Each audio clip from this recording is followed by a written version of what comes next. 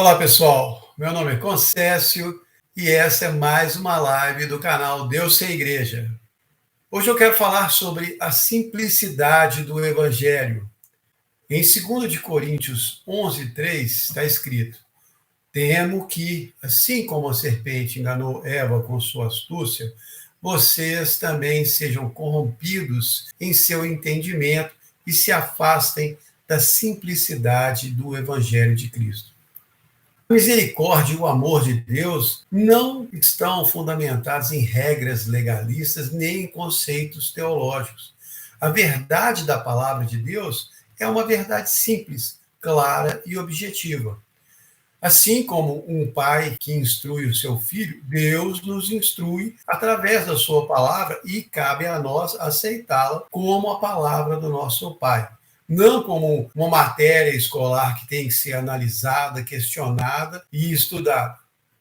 Se um pai fala com seu filho para não atravessar a rua sem segurar a sua mão, é melhor que a criança faça o que ele está pedindo. Aceite a orientação do seu pai e obedeça sem questionar.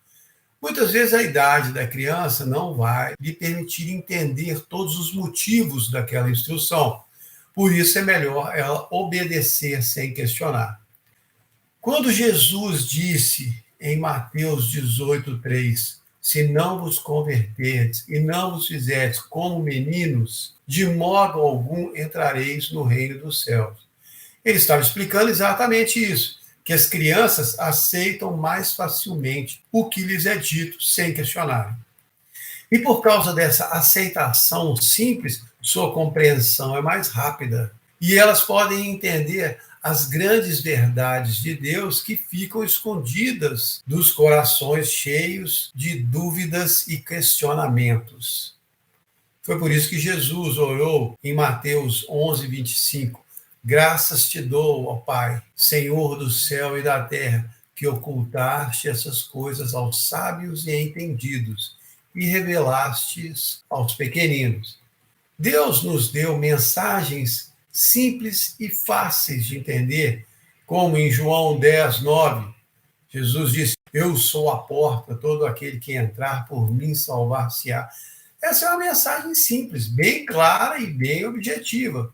Mas eu já soube de reuniões de células cristãs que passaram horas debatendo o significado da porta, porque Jesus disse que era a porta, qual era o significado dele ser a porta e por que a porta.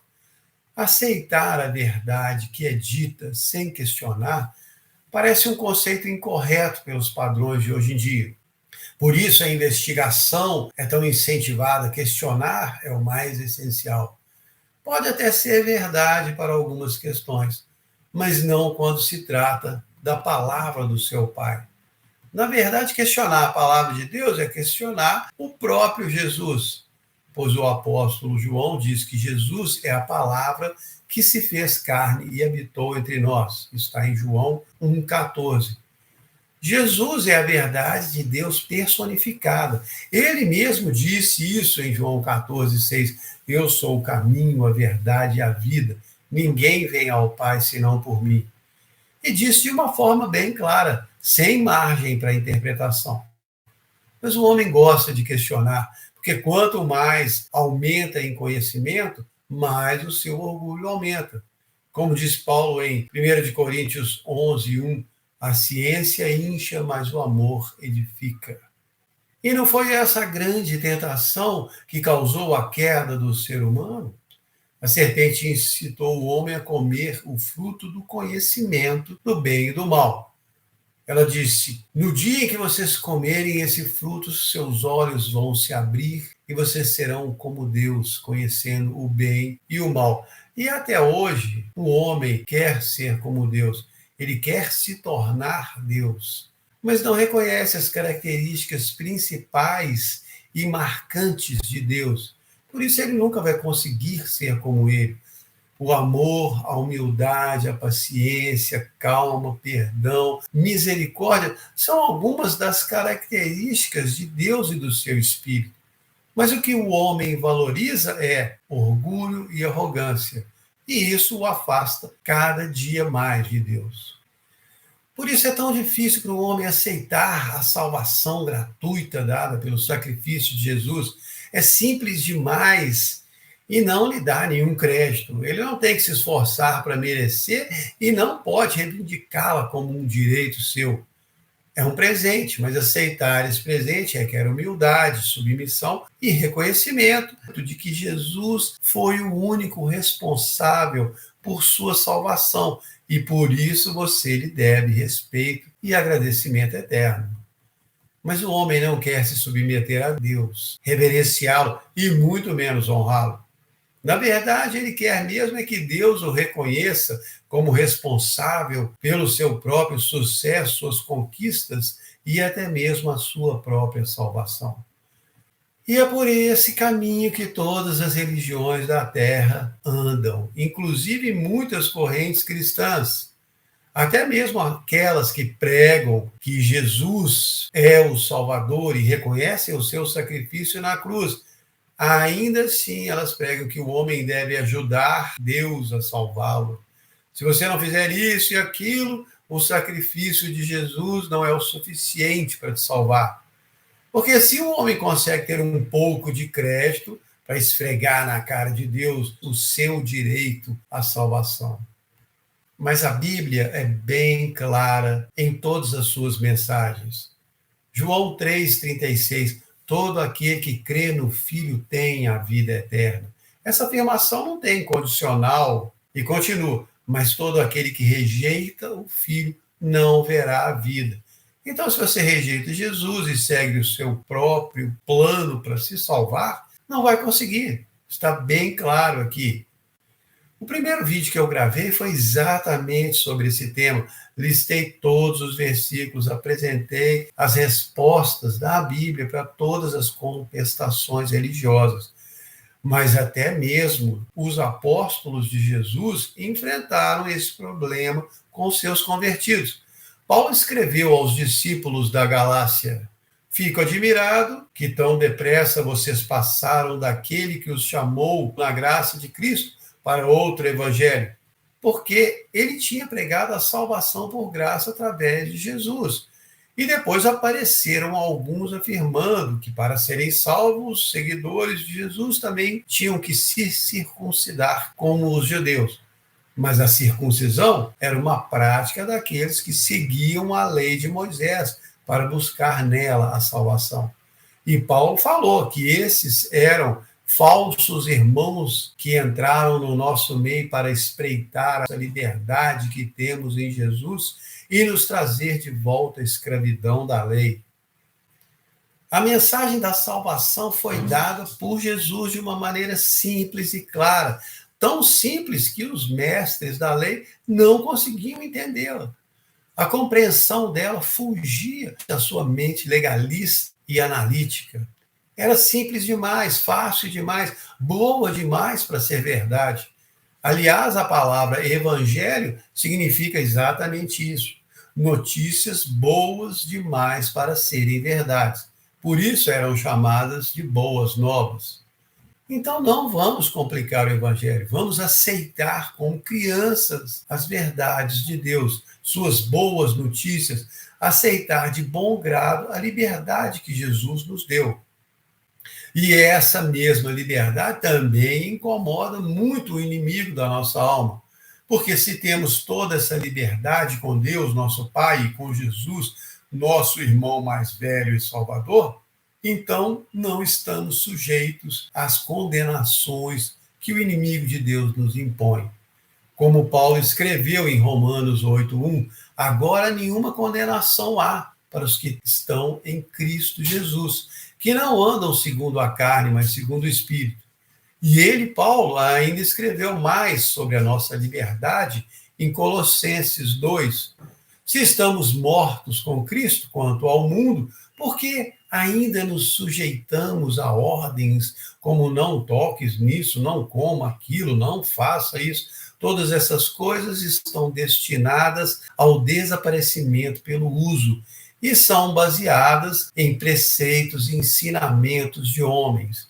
Tem aparência de sabedoria, um culto fingido à humildade, São severas para com o corpo, mas não têm valor algum. Paulo foi criado na lei, na doutrina dos fariseus, e para ele foi uma quebra radical com tudo que ele valorizava, tudo que ele aprendeu, estudou e defendeu, de repente perdeu o valor por causa do sacrifício de Jesus. Eu acredito que foi por isso que Jesus escolheu Paulo como apóstolo, porque ele pôde usar todo o conhecimento que tinha para desarmar aqueles que queriam impor de novo a lei aos discípulos. Então, o que vale é a mensagem inicial, a verdade simples do Evangelho. Devemos aceitá-la como uma criança. A Bíblia foi escrita com a intenção de instruir e converter o mundo inteiro, o maior número de pessoas possível. Então, por que Deus ia querer encobrir o verdadeiro significado da mensagem do Evangelho no mistério e enigma tão grande que ninguém pudesse desvendar, a não ser estudiosos, teólogos, críticos e filósofos? Não é Deus que tenta confundir e obscurecer a mensagem do Evangelho. Não é Deus que complica a sua salvação. Nós aqui sabemos muito bem quem é. O inimigo de Deus tenta fazer a salvação tão complicada e tão difícil que as pessoas não conseguem entender ou então não conseguem alcançá-la. E quando tentam e se esforçam para alcançar essa salvação complicada, acabam se tornando escravos espirituais das leis e rituais criadas por homens. Mas a verdade simples, a mensagem simples da salvação não mudou. E o apóstolo Paulo nos advertiu em Gálatas: nem mesmo que um de nós, ou até mesmo um anjo do céu, anuncie outro evangelho a vocês, não acreditem. E ele foi enfático, repetiu: agora de novo eu digo, se alguém anunciar outro evangelho a vocês, não acreditem. E completou: falando isso agora, eu agrado homens ou a Deus? Se estivesse agradando aos homens, não seria servo de Cristo. Isso tudo para enfatizar que nós não temos que perder tempo discutindo doutrinas, não temos que nos deixar levar por rituais e leis que nos escravizam espiritualmente e nos privam da liberdade que Jesus nos deu. O que recebemos dele foi a libertação completa da lei de Moisés, da morte eterna e da condenação da mente e do coração. Como diz em 2 Coríntios 5:17, portanto, se alguém está em Cristo, é uma nova criatura, as coisas velhas já passaram e tudo se fez novo. E isso é lindo, Deus nos renovou com Jesus. Nós erramos ainda? Sim, porque ainda somos humanos. Deus perdoa? Sim, ele ainda é o mesmo Deus misericordioso. E quantas vezes nós podemos errar e Deus nos perdoar? Quando Pedro perguntou para Jesus quantas vezes ele deveria perdoar um irmão que o ofendeu, em Mateus 18:21, ele diz, até 7 vezes. E Jesus respondeu, não, até 70 vezes 7. Jesus não queria dizer para ele perdoar só 490 vezes, mas inúmeras vezes. E essa era a expressão usada. Então, Deus espera que nós perdoemos inúmeras vezes os nossos irmãos, porque Ele nos perdoa inúmeras vezes. É claro que não devemos fazer do perdão de Deus uma desculpa para errarmos de propósito. Ele perdoa quando você se arrepende. E se você não se arrependeu, muito provavelmente ele pode deixar você sofrer algumas consequências para se arrepender e ele te perdoar. Porque ele sempre quer perdoar. Não foi essa a grande reclamação do profeta Jonas contra Deus? Jonas 4:2, ele falou, eu sabia que o Senhor é um Deus misericordioso, demora para ficar zangado e tem um enorme amor e se arrepende de fazer o mal. Essa é a figura de Deus, o Pai amoroso que quer fazer fácil para os seus filhos. Ah, mas a minha vida está uma dureza, Deus não está fazendo fácil para mim, não. Eu não estou falando do nosso dia a dia, eu estou falando da salvação, da mensagem do Evangelho, da sua liberdade espiritual. As dificuldades da vida, os problemas do seu dia a dia, eu já falei deles em outros vídeos.